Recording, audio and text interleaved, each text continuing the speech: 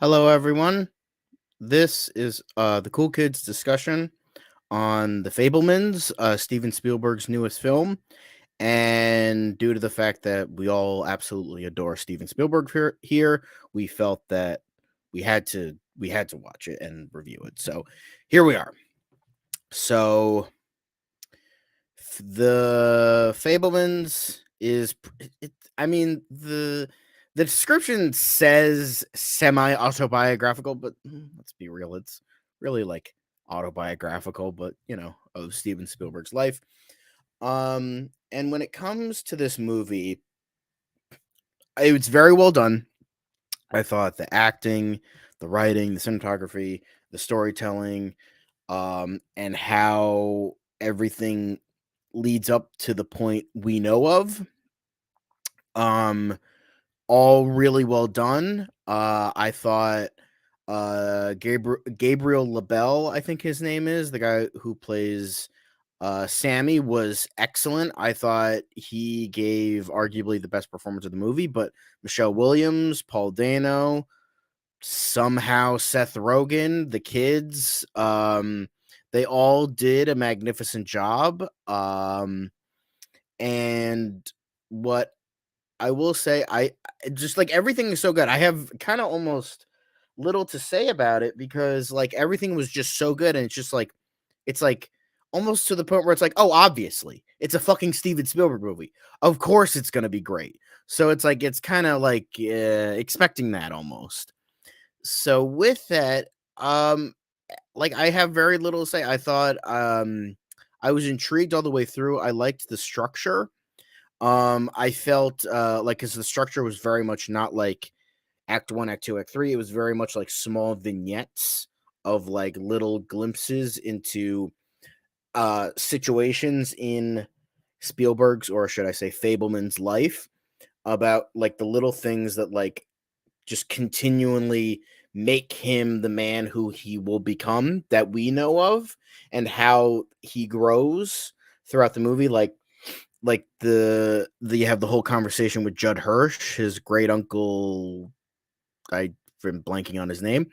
Um, it was like just like the passion of artistry versus like the virtue of family. I thought that was really well done, really well acted, really interesting. And I like those tidbits. Like here, like the vignette thing kind of nailed it for me. Unlike something like Once Upon a Time in Hollywood, I could like just that. Like I couldn't, I couldn't. I just couldn't get connected to this. I felt very connected, maybe because it's like I want to be a filmmaker, and I felt more connected to this than I guess just Hollywood in the 60s, I guess. Like I don't feel very connected to that. Well, here I was like personally connected to Sammy's story, and I thought that that was really really well executed. I will say if I had any negatives to say is that the pacing's a little off. Like it got like some scenes went on a little bit too long, and it did get a little bit boring. And if I had anything else to say, um hmm I will say it's not what I expected, I guess. It's not what I expected. Like I expected more about like uh Sammy's uh journey into the arts and film, and like I thought it was like going to be more about the film side to his inspiration to who he was rather than the family side. Not saying that's a bad thing. It's just like it's so different from what I expected. So I feel like I have to give this another watch to like really and fully appreciate it. So and I do plan to watch it because I went with my dad and we watched it together. And we both think that my mom would really like it. So I'm probably gonna eventually watch it again anyway. So you have that. But yeah, I thought this was, again, it's Spielberg. Like he he he makes it look easy. Like he's just like, all right, guess I have to make another masterpiece that'll get nominated for a bunch of Oscars. Well, that time of the year again. Okay. So yeah, it's Spielberg being Spielberg. Like, I don't know what else you could possibly say, but that's all I have to say. And with that, I give it a 9 out of 10. Devon, you go next. All right. Hello, everyone. Cinemax Sterling here with a new webcam and a new microphone specifically for this review. But anyway, I went into the Fabelmans completely blind. I didn't read any plot synopsis. I didn't watch the trailers. When I think Steven Spielberg, I go in expecting greatness, and that's exactly what I got. Spielberg strikes again with another great movie, which is to be expected. Acting is strong from everybody, and especially Gabriel LaBelle as Sammy, Paul Dano as Bert, Michelle Williams as Mitzi, and surprisingly, Seth Rogen as Benny. I never thought I'd see him in a non-stoner comedy role, yet he knocked it out of the park. Also, David Lynch's cameo as John Ford at the end was awesome. Like, the horizons on the top is interesting. Horizons on the bottom is interesting. Everything in the middle is boring as fuck. The story is strong, dramatic, and heartwarming. I love how Spielberg went for a semi-autobiographical approach with this movie, showing some of the struggles he went through the eyes of another character. I thought that was very strong on his part. The dramatic moments hit very well in this movie. When Sammy discovers that Mitzi is cheating on his dad with Benny, my jaw dropped to the floor and I almost cried. Just seeing how heartbroken and angry he was at these two. It was just such a well done and executed scene. Just perfect. If I had any issues with this movie that prevent it from being that 5 out of 5 or that 10 out of 10, the third act didn't really invest me as much as those first two acts. Because once we got to the high school stuff, it started to get a little generic, especially with the one-dimensional bullies, which is one of my least favorite tropes. And also, the pacing did feel off in spots. I don't really think it needed to be 2.5 hours. But those are just nitpicks. I still think the movie is great. One of my favorites of the year. I can't put it up there in my top 5 or top 3 Spielberg movies. But I have to applaud the man for giving us another great movie. Definitely check it out. I give it an 8.5 out of 10. It would be higher if it wasn't for some of those issues with the third act.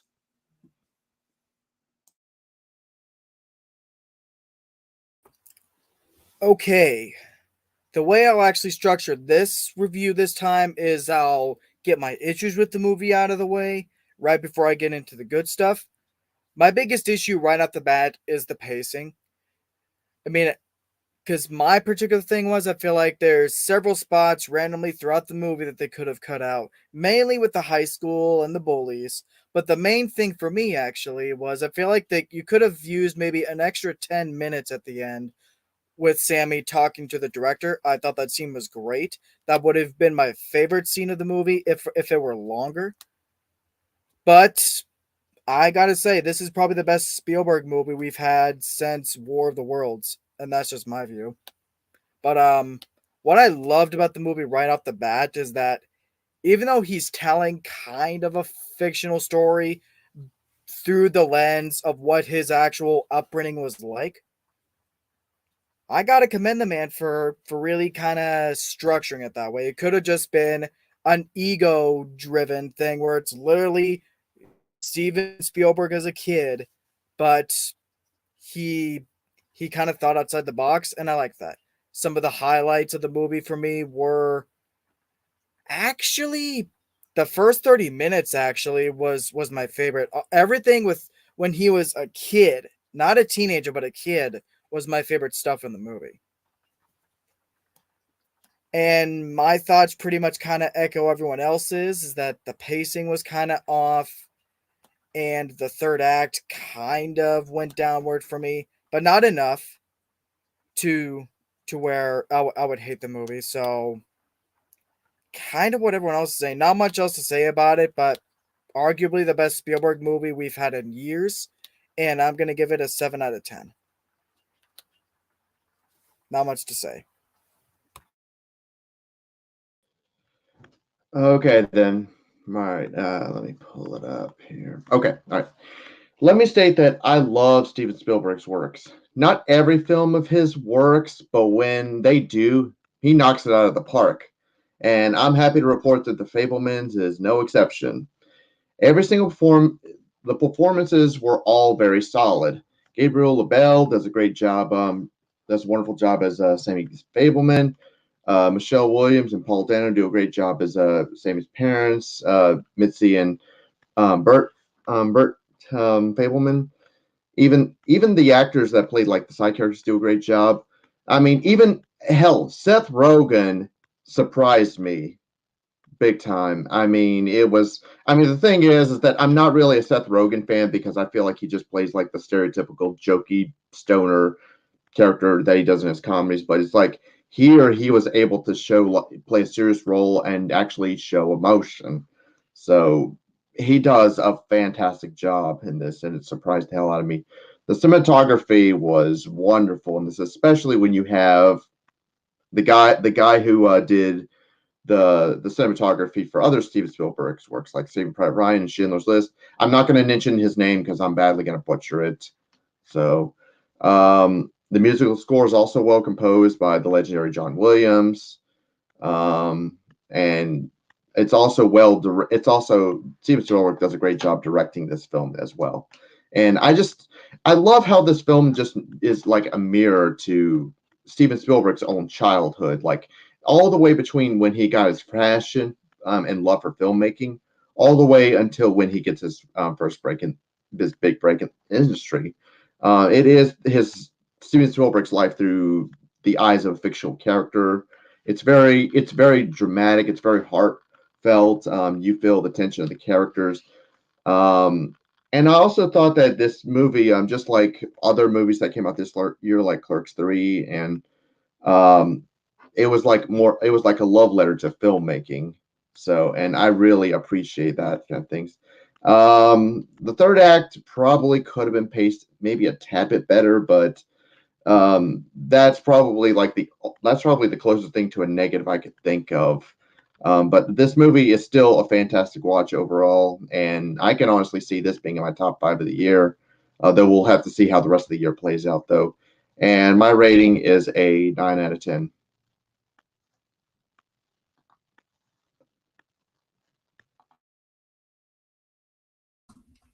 And then there was one. Well then. Let me just say that, first of all, I eagerly anticipated this film, as one does when Spielberg releases a new movie, and it not only met but exceeded those lofty expectations. The film is exceptionally well made, with superb acting, moving cinematography, gorgeous set design, costume design, and settings, an engaging story, a beautiful soundtrack, solid editing, and of course, top-notch directing. Basically, it's everything you would expect from a Spielberg film. However, what elevates this movie to true greatness is just how personal it is. All of Spielberg's films have a little bit of his background in them, from Distant Fathers in like Close Encounters of the Third Kind, to Divorce in E.T., to his exploring his Jewish roots in the Schindler's List. I'm not saying anything new to point out that his films have provided an outlet for his feelings about his troubled childhood, a sort of catharsis, if you will. However, what was explored before only in themes and metaphors is here dealt with directly, laid bare before the eyes of the world. Since this film is a fictionalized autobiography made by the greatest director of our day, knowing the real story of his childhood greatly enhances the viewing experience. As with Sammy, for example, Steven Spielberg's interest in filmmaking began early in life, again with his musically inclined mother as his biggest cheerleader, just like in the film. The tension between the more serious-minded engineer father and the young artistic Sammy over his future career path reflects the real-life tensions between Spielberg and his own father, from whom he was estranged for years. The bullying and harassment Spielberg endured for being Jewish is, of course, included as well. The very real divorce that rocked Spielberg's family, including the infidelity that ended it, is explored here as well in considerable depth. As a child of divorce myself, this felt very poignant to me.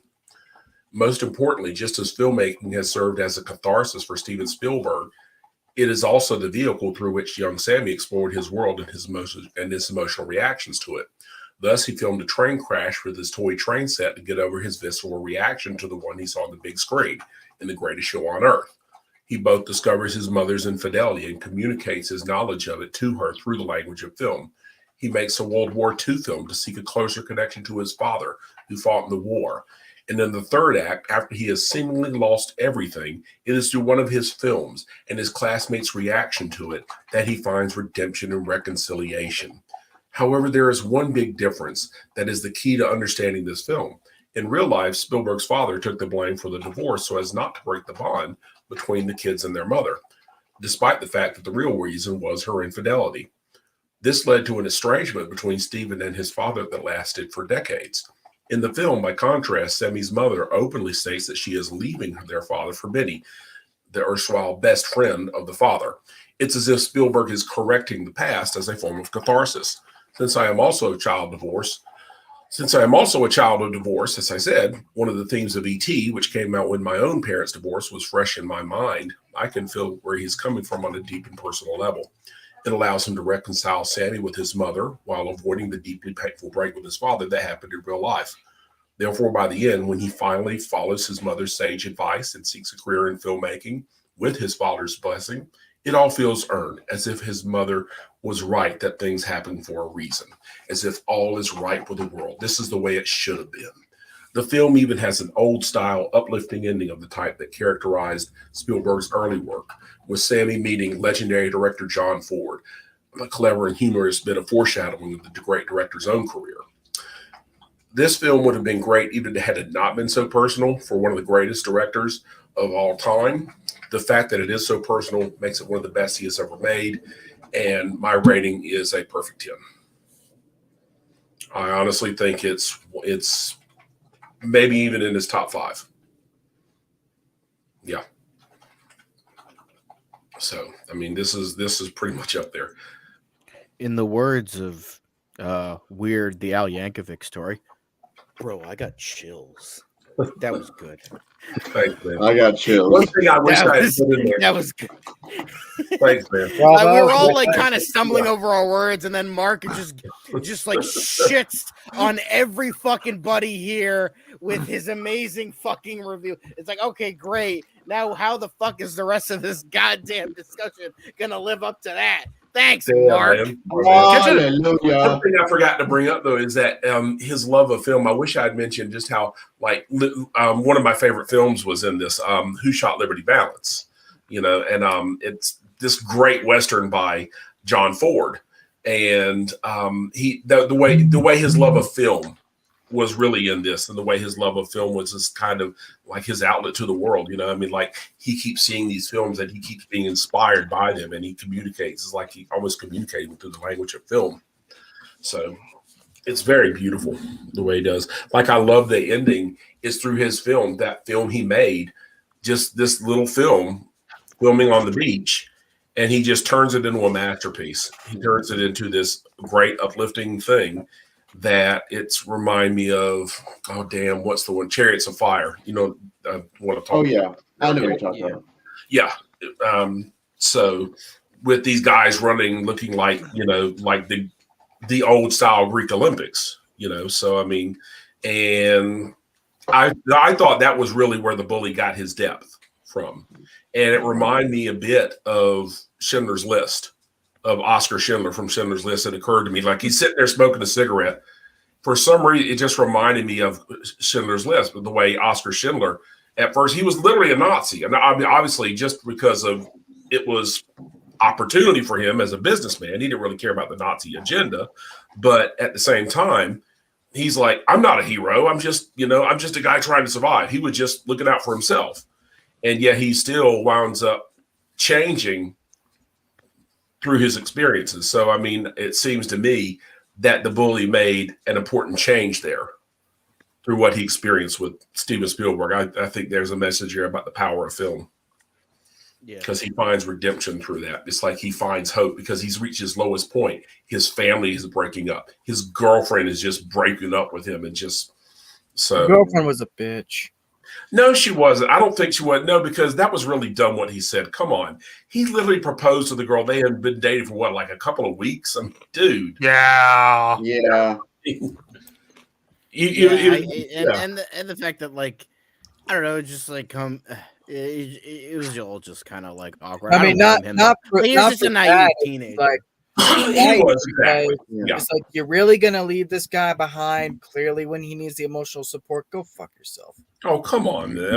I mean, seriously. She's a fucking 17, 18-year-old. Like, yeah. like nobody's mature at that age. Yeah, everybody's not. a They're dickwad. Like, Yeah, nobody knows what they want. You No. cannot expect her to upend her entire life, like she said, for somebody she just met, a week or two ago. I mean, Yeah. seriously, she barely knows him. I mean, Here's a question. Why did the bully change his opinion on Sammy just because he made him look good? Like he even got emotional too. Like he started did. crying. He did. Understand, because I don't think he understood. It's like, why did you do this? He's like, I treated you like dirt. He did not understand. He's like, you did this great thing for me, and I think it really rocked. It's like he was thinking, oh, so I'm supposed to feel bad because I treat you like shit, and in that film you made me look like the hero. Exactly. Yeah. Exactly.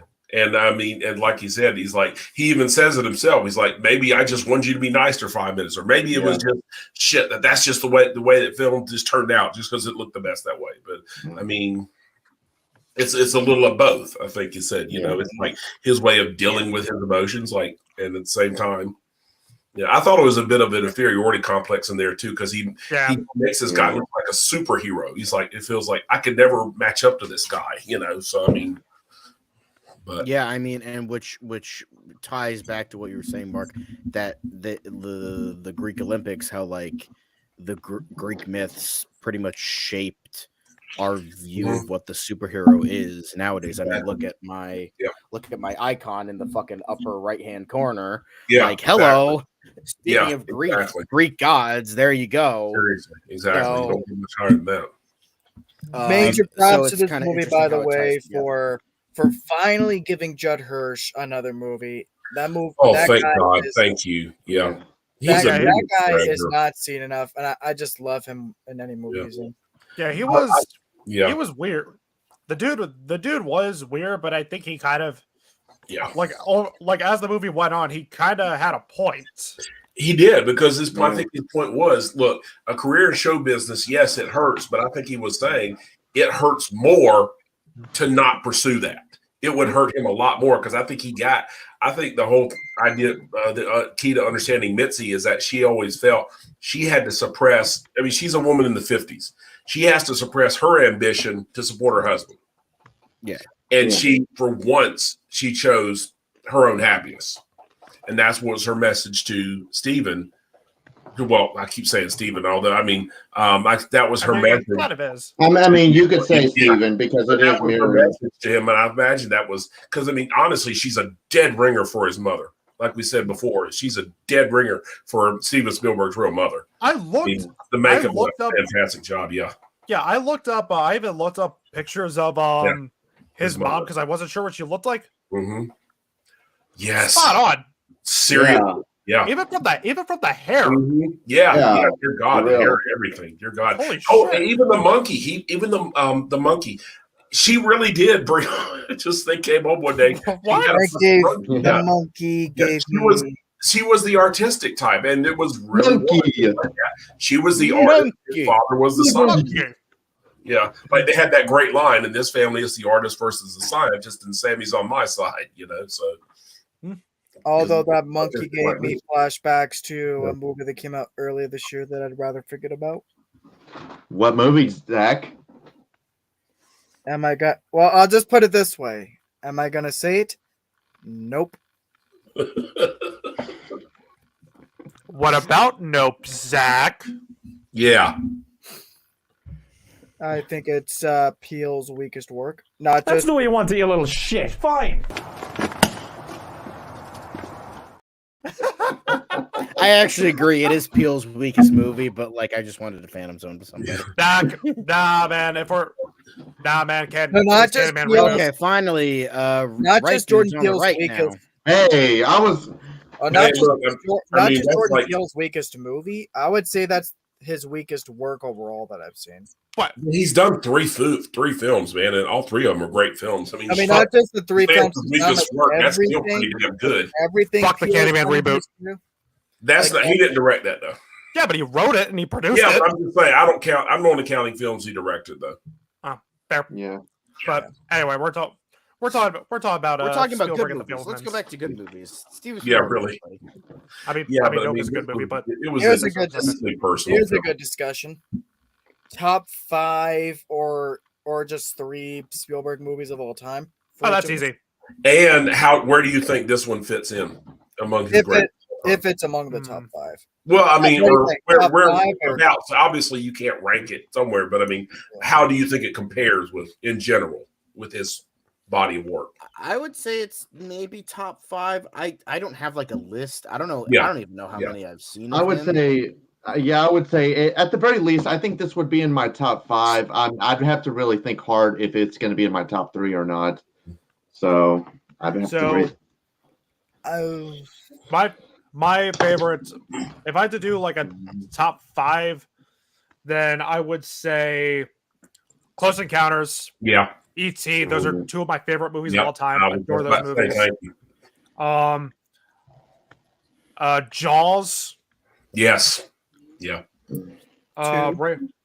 Raiders of Schindler's. I would say Schindler's has to be. To me, Schindler's has to be on Raiders of the top. Lost Ark and Schindler's List. Yeah. If I had to do a top 3, I would say favorites. Obviously, Indiana Jones and the Last Crusade. That's easily my favorite. The Raiders, yeah. Then probably Saving Private Ryan. Which I will never watch. Then Huh?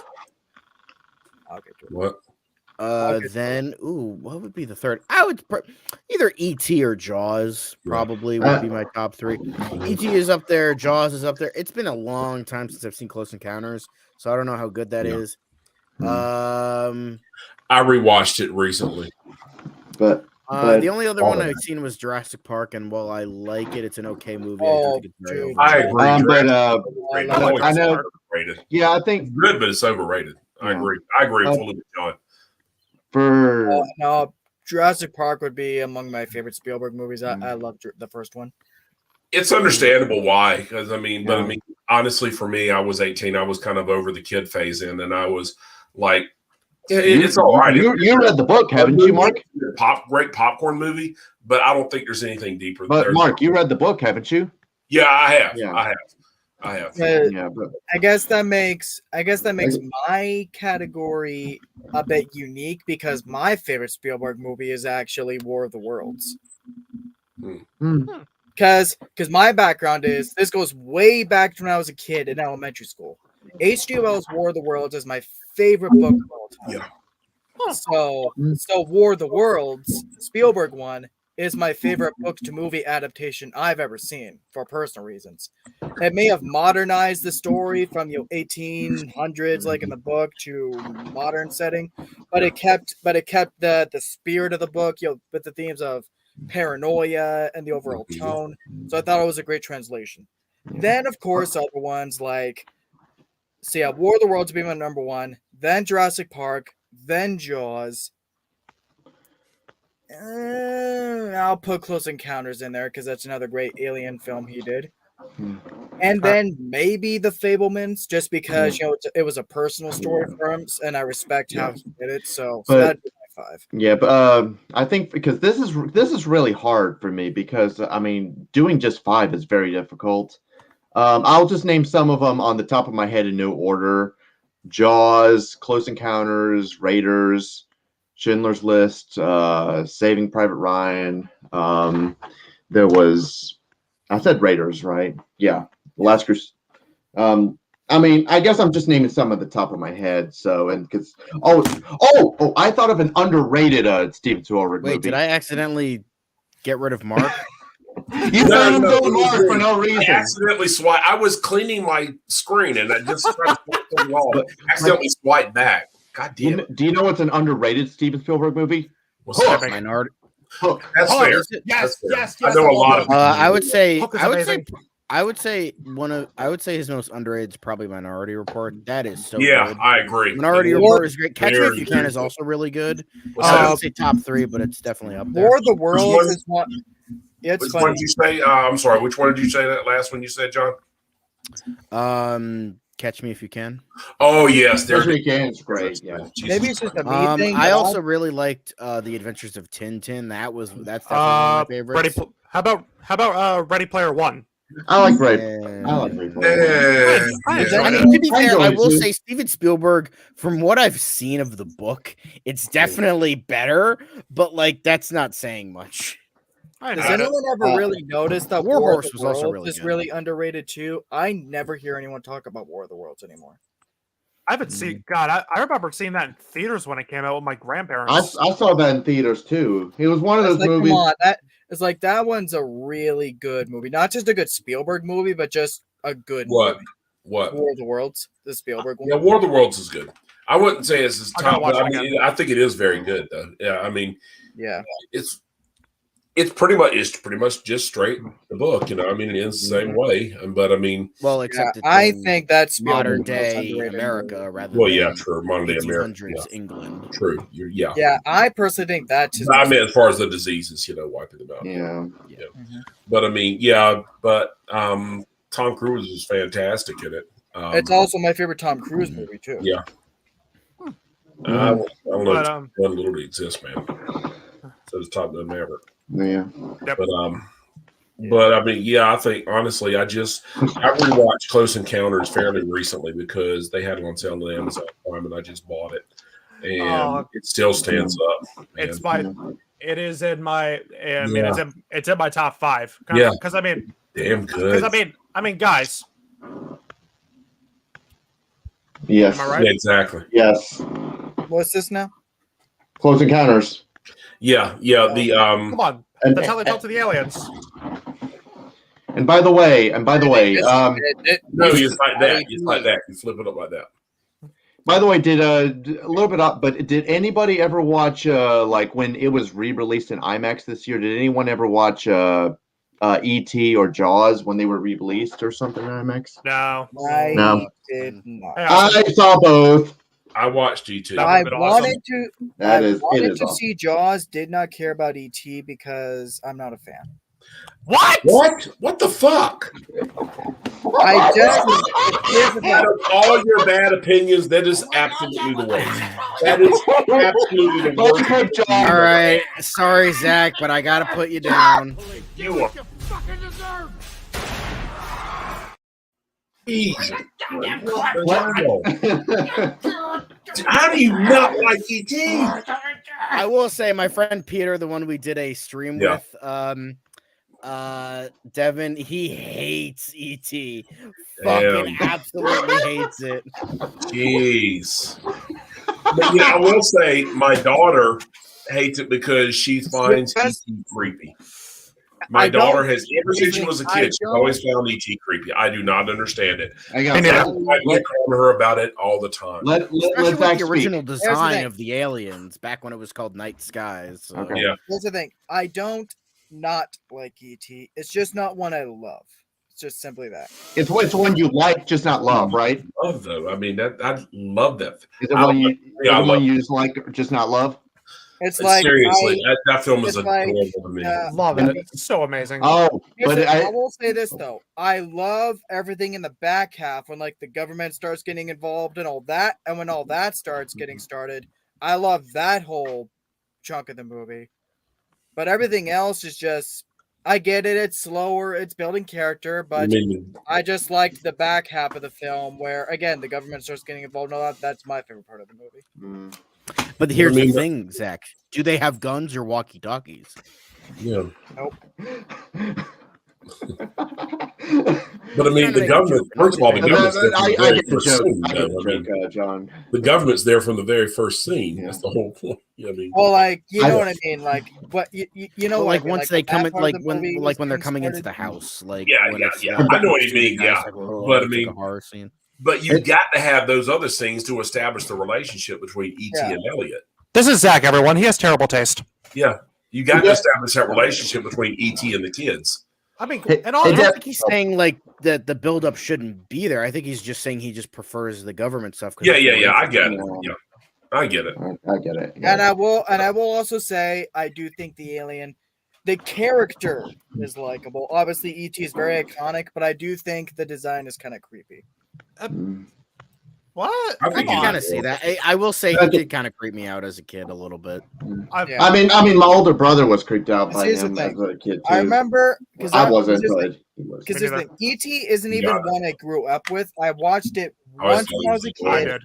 It scared the fuck out of me. So I haven't seen it for nearly like maybe 10, 15 years. Maybe you should watch it after the stream, Zach.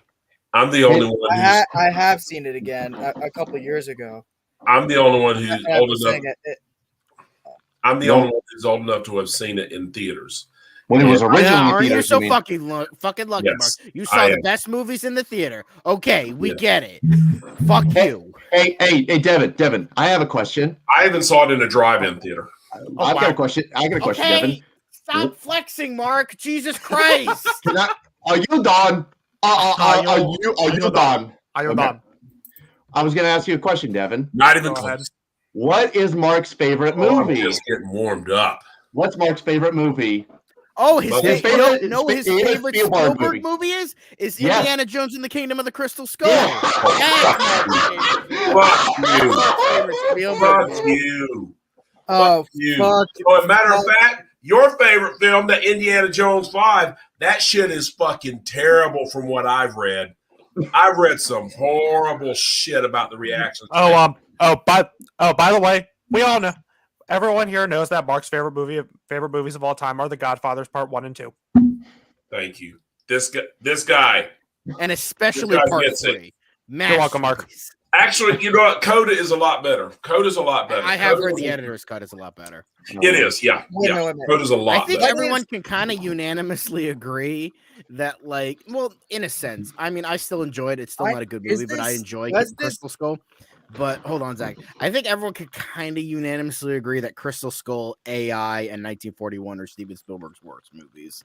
They're not necessarily bad movies, but they're like considered his worst. Those are the three that come up the most. You see, I do not like Crystal Skull.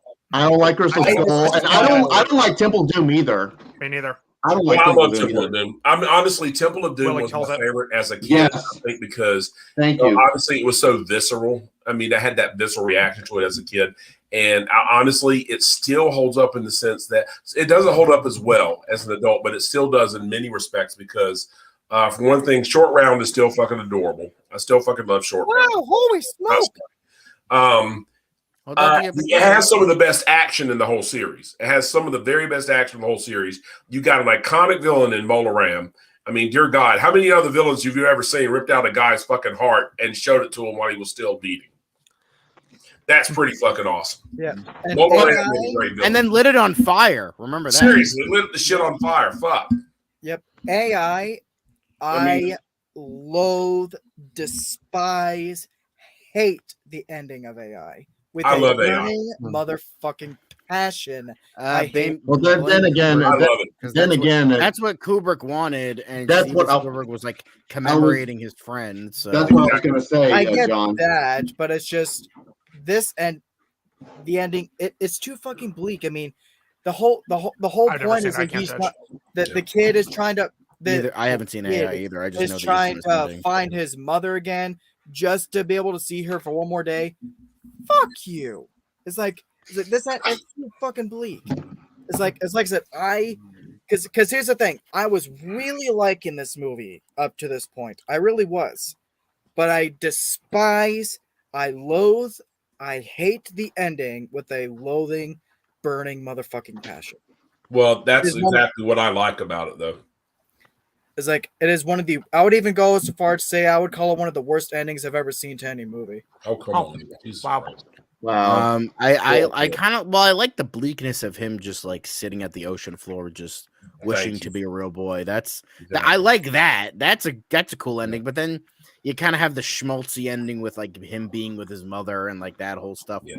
But apparently, even though Steven Spielberg's more known for schmaltz, according to Doug Walker, that is, it was the Kubrick's favorite ending. So that's what Mhm. Spielberg wanted to commemorate him. So here we are. Yeah. Oh well. But anyway, let's talk about good Steven Spielberg movies. Actually, you know what? This stream should be called "The Cool Kids." Favorite Steven Spielberg movies I am gonna rename plus- it. I am gonna once Fabelmans this, review. once this ends, I'm gonna rename it to the Fabelmans and Spielberg discussion because Yeah. Yeah. I mean, like, because like, what's not like, you can't like talk about a Spielberg movie and not just mention literally everything about Spielberg. Yeah, really. Like, Yeah, it's it's- fucking Spielberg. Like, I mean- he's a giant. I mean, that's the thing. I mean, I love that's why I love that scene at the end, and that's another Spielberg trait, a kind of trait, because you know how in Close Encounters he had Francois Truffaut in there, another director he really liked. He really idolized Francois Truffaut in there, the French director, and he has, of course, fucking David Lynch in this as John Ford. You know, That was honestly, fucking great. I'm pretty sure. If the horizon's at the bottom, it's interesting. If the horizon's at on the The top, top. interesting. It's If interesting. the horizon's in the middle, it's shit. boring as fuck. Exactly. Perfect. I'm pretty. Honestly, it wouldn't surprise me if John Ford was actually like that in real life. no, I'm apparently sure. John Ford was a huge fucking asshole. Treated Yeah. Maureen O'Hara like shit, according to the So movie. basically, So- he's one of those directors that was an asshole to work with, like Kubrick and Alfred Hitchcock. Yep.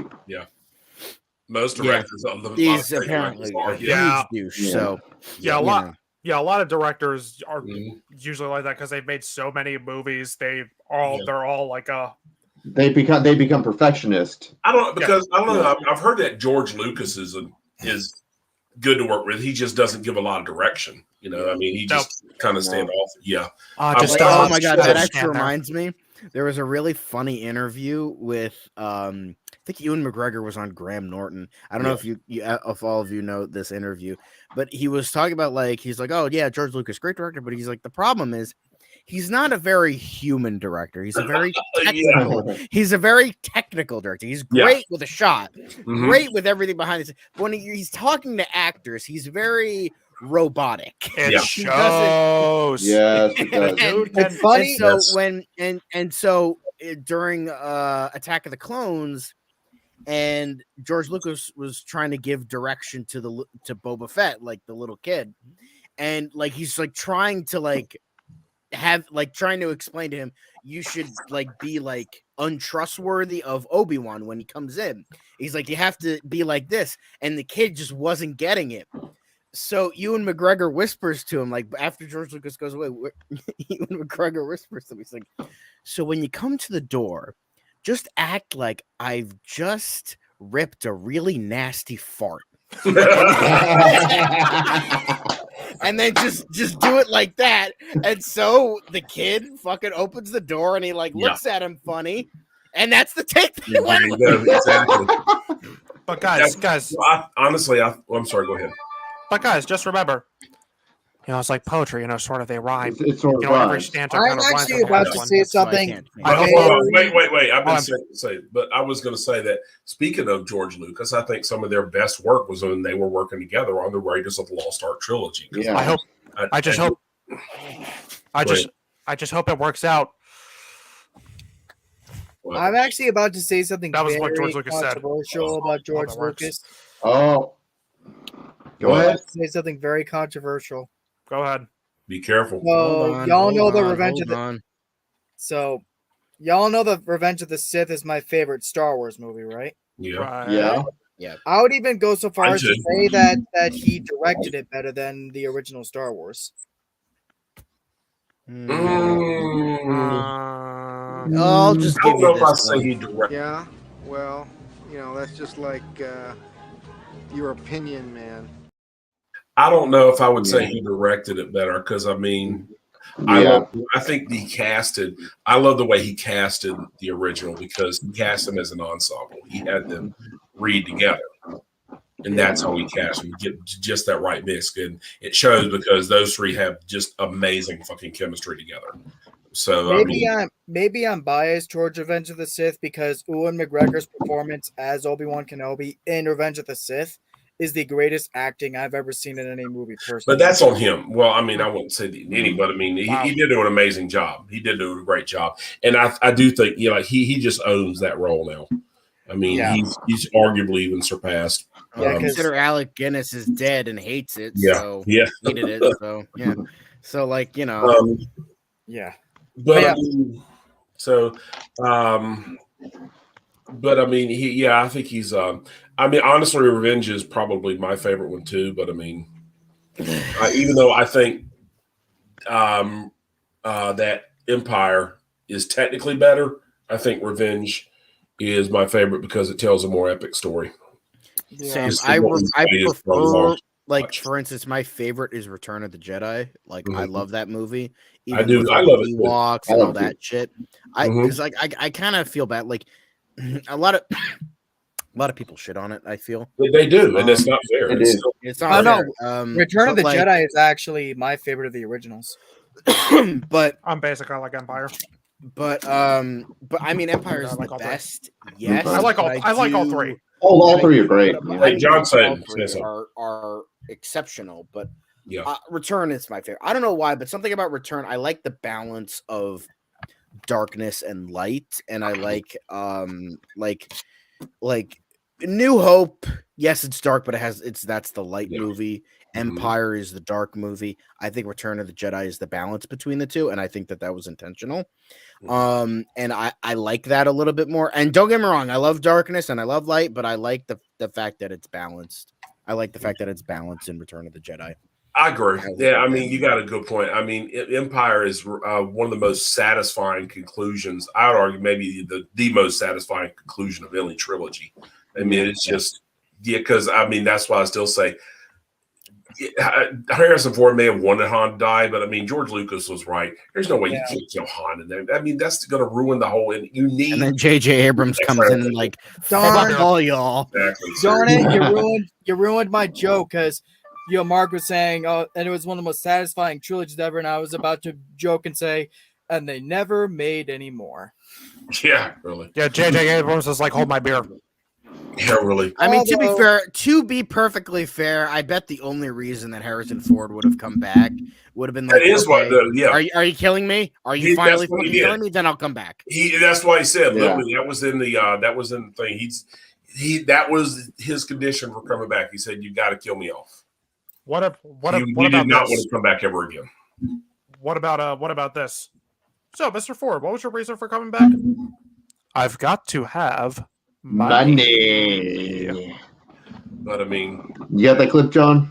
Yeah. Hold on. We've got to have money. But I mean, as for me, I never gave my opinion on this build. As far as I rewatched Close Encounters, and I still think that might be his best made movie. I mean, it's just so much in there. I mean, horror, sci-fi, drama. It's just a mix of fucking everything. And it starts out, it builds up this tension, and it's so eerie and creepy and scary in places and there's so much tension that it has this uplifting ending at the end, and it's so beautiful, and it makes it even more beautiful, and it just works so well. But I mean, I love E.T. the most. As far as my favorite, E.T. will always be. Now, Mark, I don't know if anyone here will agree with me on this, but I think both Close Encounters and E.T. have some of John Williams' best score. Yeah, And absolutely, yeah. And just saying, the part where Barry the kid gets abducted. Yeah. Imagine if that was your kid. That's fucking terrifying. Yeah, that is. Yeah. That is. As a parent, that's even more terrifying. That's frightening. Yeah. That shit is frightening. And there's nothing you can do. There really isn't. I mean, because everything she tried, nothing was working. It's like, this is gonna happen. Oh yeah. John Williams' score and that was good, but I don't know. My favorite John Williams scores, again, I'm biased, so Revenge of the Sith, War of the Worlds, and Return of the Jedi. All right, that's fair. That's fair. That's fair. I And, mean, did you guys hear that John Williams was going to be retiring after the next movie he's composing? I thought he was retiring after Rise of Skywalker. he was going to retire after Rise of Yes, Skywalker. yeah, seriously. that's what I heard. Well, I heard that he was going to. This man's almost like Brett Favre, where he just retires 10 million times. Because I looked somewhere up and it said that the next movie that he's composing, he said that will be his last before his retirement, and it's one that Mark's not going to like hearing, Indiana Jones 5. God damn it! You know what? Honestly, I kind of am looking forward to reviewing that now, because I'm looking forward to ripping that thing to fucking shreds. We should have fucking destroy it. Like, really, dude? I already started practicing what I'm going to say in my head. I was talking to myself when Katie's like, "What are you saying?" I'm like, "Oh no, I'm sorry. I'm just practicing what I'm going to say." Like, I mean, we all know it's going to be shit. Oh yeah. Oh yeah. It is At least, gonna be. at least John Williams, give if Crystal you're Skull watching, this. It had Spielberg and Lucas attached, Yeah. and it When wasn't Spielberg under Disney. Yeah. It wasn't under fucking Disney. Yeah. Well, Yeah. this one, I love Wait. James Mangold. He's an exceptional director, but Spielberg's not attached to this? Yeah. Yeah. He was, but he stepped out. He was going to direct it, but he stepped away. That's what had me worried. Now he may have done just and then because he wanted also, to and do then paperwork. even though Mangold's great, I also a major blow to my respect for him. It took a major blow was when he threw a bitch fit on Twitter when somebody was criticizing Indiana Jones 5 why are they making this, and he went on this whole fucking tirade this whole thing, and it's bro, really? You're fucking having fights with people on Twitter? Really? How fucking old are you, man? Twitter, ladies and gentlemen, it's toxic as fuck. Yeah. It's the reason why I hardly use it. Because frankly, that's Why the deleted only mine? reason I'm even considering seeing Indiana Jones 5 is because James Mangold is directing. If it was any other name aside from Spielberg, I wouldn't give a shit. I mean, I will admit when I heard that Spielberg was in, because I know that he and Lucas had a big disagreement over 4, and I suspect that Spielberg would have made a much better film if he had had his way. But I mean, because I don't know, I think George has kind of lost it. I don't know, because I mean, I think that with the overall structure of the prequels is beautiful. Like the film I watched, The Politics of Star Wars, the YouTube video. It really goes in depth, especially about the overarching arc of the trilogy of the prequels works extremely well as far as the fall of an empire, the fall of the republic, and the way a democracy becomes a totalitarian state. I mean, This is how liberty dies. Dictatorship with thunderous applause. Yeah, great line. I mean, and people say the prequels had bad lines and dialogue. It did have bad lines and dialogue. That's the problem with it. Because I'm so in love with you. Yeah, really. I mean, Revenge of the Sith had the best writing and dialogue, though. Are you? Come on. You're so beautiful. Oh. It's because I'm so in love. No. No, it is only because I am so in love with you. Come on. Show, don't tell, George. We can at least say, though, all the best lines were from Ewan McGregor. Yep. Yeah. Yeah. I think I can agree. And the Emperor, I'll put Ian McDermott in there too. He was having a ball on those movies. Oh God, yeah. No. Do it. Look, You die. He Fuck. stole the show in all three, man. I mean, Yeah. Jesus, he's that fucking brilliant. I mean, he just went off in the third one, just like in Return of the Jedi. He stole the show in Return of the Yeah. Jedi. And I He was a hate great fucking actor. to give Rise of Shitwalker any sort of fucking credit, but to its worth, Ian McDiarmid still did a good job again. So Yeah. but then again, I'm it's sorry. Ian McDiarmid. So I'm sorry, guys. I still stand by this. George Lucas cannot direct his actors, and he's not a good writer. I think he's a good story writer. I don't think he's good with dialogue, though. Yeah, I can agree with that. I think he should write the story. I don't think he should write the screenplay. I think somebody else need to go over the screenplay and improve that dialogue. yeah. And John Williams, if you're watching, if you really want to retire, don't let Rise of Skywalker be your last hurrah or Indiana Jones 5. Yeah. It's bad. Yes, because John Williams is watching this random stream. Yes, Yeah, seriously. like the man is like pushing 95 at this point, and he's watching some like fucking shitty stream with a. Yeah, I'm sure he's watching YouTube right now. I'm sure he doesn't have. He's fucking our better one things to viewer. do. John Williams is our one. John Williams is our one viewer. Yeah, he's tuning into this no budget review show. Yeah, really. Yeah. What is this? Cool Kids. Although Who are these guys? Who the hell are these assholes? we'd be flattered. We'd be Gotta flattered. love how this Spielberg stream turned into a fucking Star Wars stream. Yeah, I know. You're God. Yeah. I mean, That the wasn't two my are idea, tied John. so close together. Those two are tied together, man. You can't discuss one without discussing the other. I mean, honestly, Jaws still stands up as one of his best. A lot of people still think Jaws is. Oh yeah, I love Jaws Jaws. is fucking amazing. Did John Williams score Jaws too, or did they Yeah, just? he scored Jaws. Yeah, he created that one too. I mean, Jesus Christ, the man has Has scored. anybody here seen created the Sugarland soundtrack for our Express? childhoods, man? I mean, Seen what? Has anybody here seen Sugarland Express? I have not. I don't even know what I that, I have haven't not. seen it. I don't know what That was is. that was technically Spielberg's first ever movie.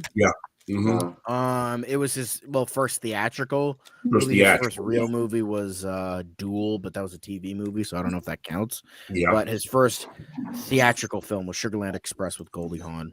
yeah. I have not seen it. I've heard of it. I have not seen it though. I have not seen Fuel either. Yeah, I haven't seen Duel either. I haven't seen a lot of his more serious works like Color Purple or Empire of the Sun or Amistad I've or seen- Munich, but I've heard they're good. I saw Empire of the Sun when I was young, when I was a kid, and hardly remember it. I mean, I remember it was good. I think, but I mean, I really don't remember very much about it. I've seen The Color Purple, of course. I've seen The Color Haven't seen that. Color That's really Purple. good. That's good. I mean, some people like it, some people hate it, but I mean, you know. I will Speaking admit, and I, of the Color Purple, speaking of the Color Purple, I still remember when fucking Elizabeth Banks was on her fucking soapbox. She's like, Spielberg hasn't directed a movie with the female lead, and everyone's like, The Color Purple. Yeah. Dumb broad. Temple of Doom. But that finale sucked. Female lead. Temple of Doom sucked. Temple of Doom did not have a female lead. It's literally Indiana Jones and the Temple of Doom. That's not a female lead. All Not right, a female we're lead. not sinking. We're crashing. I mean, Long live the king.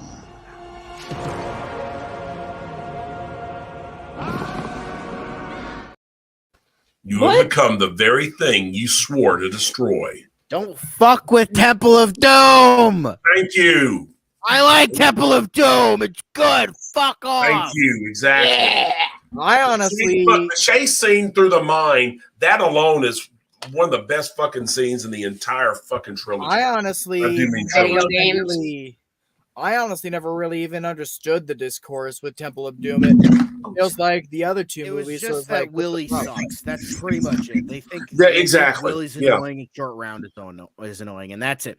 Like, fuck the rest of the movie. Thank We you, won't count that part, but now Exactly, this one seriously. fucking character is gonna Willie ruin it for sucks. everything else. Exactly. Fuck off. Seriously. Bump off, you bumping grass hoe. Seriously. That's basic as fuck. Did y'all ever see the nostalgia acknowledge- critics? I acknowledge all the good things in the movie. It's just it would have been a lot better if Willie wasn't so annoying. Exactly. Short round is okay. Short round is actually useful. I actually- an annoying bitch. I love Short Round. Short Round's funny. Yeah. He has good And- chemistry with Indy too. And he was also in Everything Everywhere All at Once, and he was amazing. And he was in the fucking Goonies. He was a Goonie motherfucker. Goonies never die! Hell yeah. Hey, Ella, To the truffle shuffle. Ella, what'd you think of the movie? I'm sorry, I'm not showing my fat on screen. I don't want to scar people. I'm not I doing really it don't wanna either. scar I'm not doing it either. I'm not doing the truffle shuffle either. All right, so No. we'll try to end this in the next couple of I minutes. do love me some Chunk though. Chunk is the best. Fabelmans. That was the original movie we were talking about. What are everyone's final thoughts? on Point of this? reference, ladies and gentlemen. Go check it out. All right, can I say Go ahead.